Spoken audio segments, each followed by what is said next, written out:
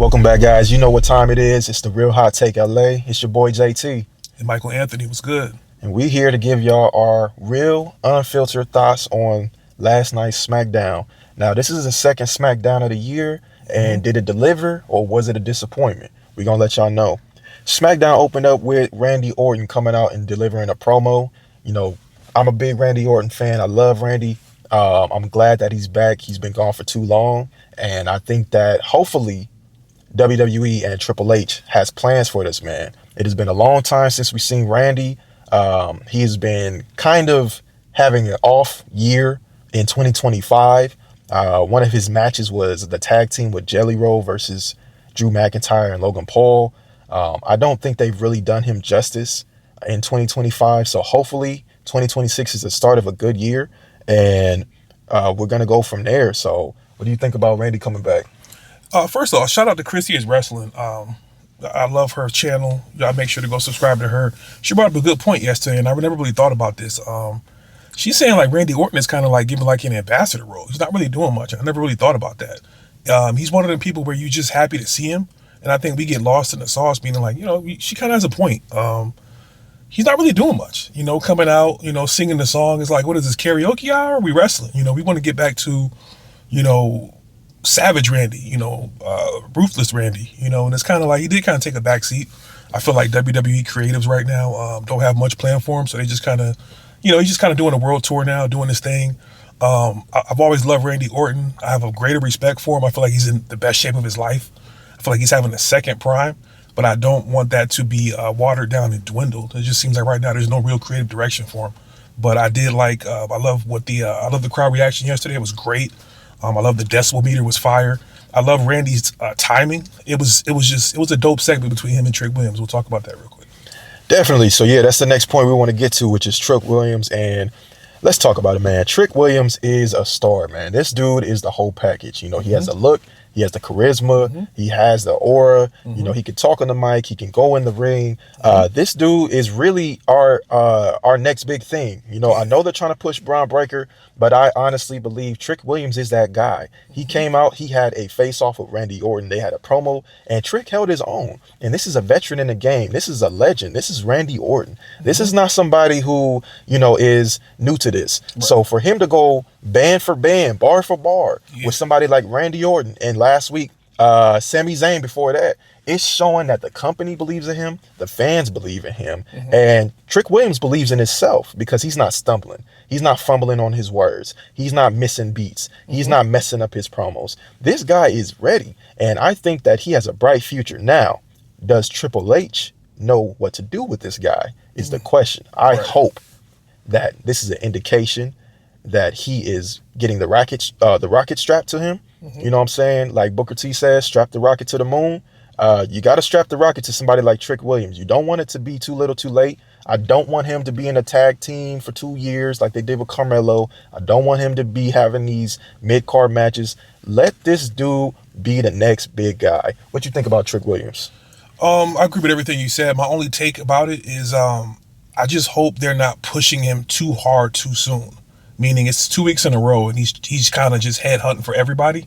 I want them to take their time this year. I want them to really build out storylines. Last week it was Sami Zayn. This week it was Randy Orton. It's cool, but I just hope it's not too soon where they're really, like let's have them focus on one person. Let's build that storyline. You know what I mean? Right. I don't want them to come out every week calling out every superstar. It's going to get old.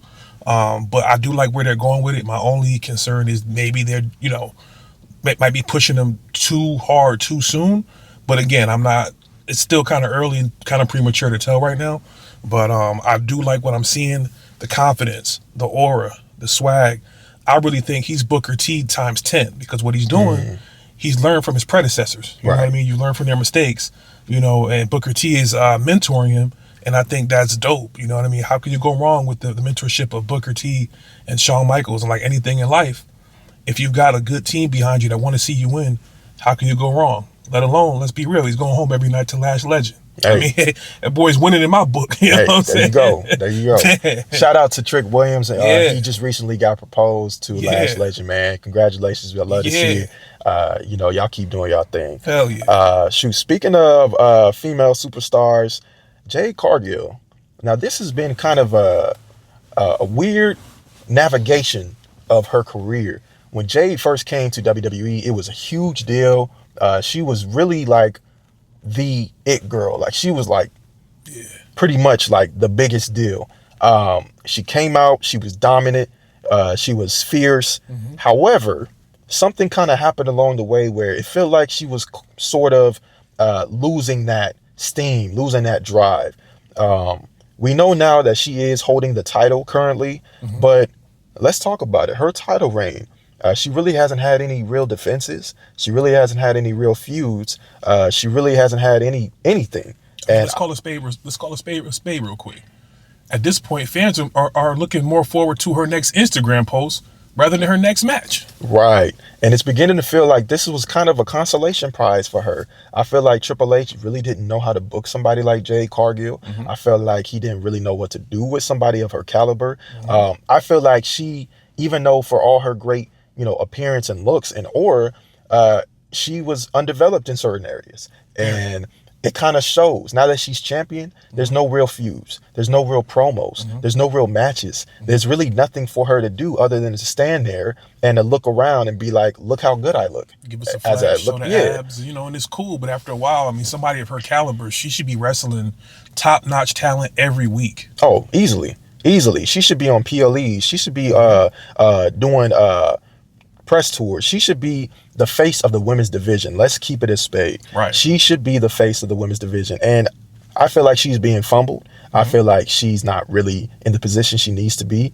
And I feel like she's not really ready for the title because she wasn't given the opportunity to prepare for it. We're going to keep going. Speaking of titles, this is the big one. After 9 title defenses, 9. This is insane. Right. Drew McIntyre finally beats Cody Rhodes on a random SmackDown, bro. 3 stages of hell. Not a PLE. 1, not 2, but 3 stages of hell. Not a major event. A random SmackDown, bro. I don't know how to feel about this because you kind of start rooting for Drew McIntyre at a point because he's lost so many times. Drew McIntyre has been one of the most interesting and entertaining heels we've seen in a long time. He's had his feuds with the people like Damian Priest. He's had his feuds with people like CM Punk. He's had his feuds with Cody Rhodes. And each time he's been screwed over. And I know they were kind of making a joke out of it, making it a thing. But at a certain point, you don't want to beat a dead horse. And I feel like they did this for so long that people were just like, yo, if you don't give this title to this man already, we just don't even care about it no more. They did give it to Drew McIntyre, but he didn't get to win clean. He had interference from Jacob Fatu, which was kind of confusing. Jacob Fatu kind of came back out of nowhere. He attacked Drew McIntyre in the last match of the 3 stages of hell. And then he's attacked Cody Rhodes, and it's just kind of like, where are we going with this? What is Jacob Fatu doing in this situation? Why is he here? Is this going to be a feud with Cody and Jacob? Meanwhile, Drew is having his title defenses because you need Cody to do something. I really don't know. We got to wait and see, but shout out to Drew. You finally did it. You got to win in front of a crowd. It wasn't used as a joke. I know he won that one WrestleMania and then he got it cashed in by Damian Priest like 5 minutes later. This time he actually got to hold the title. And hopefully he goes into it leading up into WrestleMania. I would like to see some fresh feuds. I would like to see some fresh faces. Give us some good matches.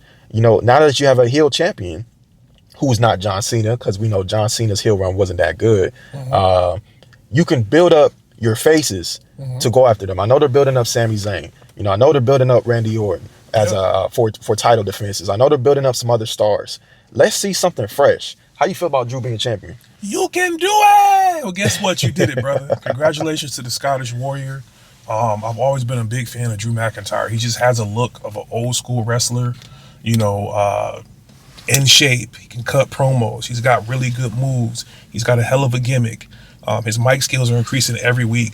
I've always been a fan of his. I just think that they was just, like you said, beating a dead horse for too long. This 3 stages of hell was fire. You know what I'm saying? I think 2026 SmackDown has definitely become a more better show. It's only been 2 weeks, but man, SmackDown has been cooking these past 2 weeks. Shout out to Cody Rhodes. I mean, that was a match, and I think that's all we can ask for as WWE fans this year. I want to see people compete. I didn't want to see Cody retain, But I just want to see both people compete. I thought it was fire when Cody went up on the into the crowd, and he kind of did the stage dive off the crowd. I thought that was kind of cool onto the table. Thought the match was very entertaining. And again, I just want to get back to being entertained as a fan. I think I touched on this the last video. We're paying damn near $100 a month for these type of events, for Raw, Smackdown. You know, you need a cable subscription. You can't borrow you can't borrow grandmas. You can't borrow cousin Day-Days anymore. You got to actually have your own subscriptions nowadays. So we just want to be entertained. Give us a good product. I really feel like somebody strapped a rocket to Triple H and say, hey, listen, we got to change this around, or you got to go. Somebody got to go. And, you know, Hunter's been in that position for a while. And I really like the direction that WWE is headed this year. I'm not really a fan of Raw right now, but it seems like SmackDown is becoming the better show. We do know Obafemi is on his way over there. I hope they save that. And one thing I do agree, I'm going to touch on this really quick. I like that they didn't debut Oba last night. It would have been kind of too much. I feel like they're doing just enough where they're doing a little bit of storylines, a little bit of entertainment, and some good wrestling. And that's what wrestling used to be. Entertainment, good storylines, and really good, cold, hard, cutthroat matches. I want to know your thoughts, chat. Yeah, this is a channel where we really want to interact with you guys. WWE Universe is huge. Again, we're just starting the channel out. We have two very knowledgeable brothers that just love wrestling, entertainment, movies. We're going to be talking about all of it. But we want to know your thoughts. You know, are we wrong in anything we said today? What do you guys think? You know, do you guys think SmackDown is a better show than Raw? Do you like the way WWE is headed this year? What are your thoughts on Trick Williams? What are your thoughts on Jade Cargill? What are your thoughts of a new heel champion, Drew McIntyre? Do you feel like Randy needs to start wrestling again? Or do you like the role that he's taking right now as a ambassador, coming out and just hyping the crowd up? And let's be honest, bro. Where the fuck is Booker T? Where is he? You know what I'm saying? I'm missing my boy. I'm missing Uck. Where's R-Truth? What's going on, you know? One last question for y'all, man. What is next for Cody Rhodes? Does he need to take some time off? Does he need to be rebranded? Or do you still want the same lovable face, kissing babies, handshaking Cody Rhodes to come back? Does he need to grow that stupid box fade out again? WrestlePalooza! Well, guess what, Cody? You are a loser! This is the Real Hot Take LA, man. I'm JT. Yes, sir. Michael Anthony. And man, we're going to catch y'all on the next one. Yes, sir. It's another situation.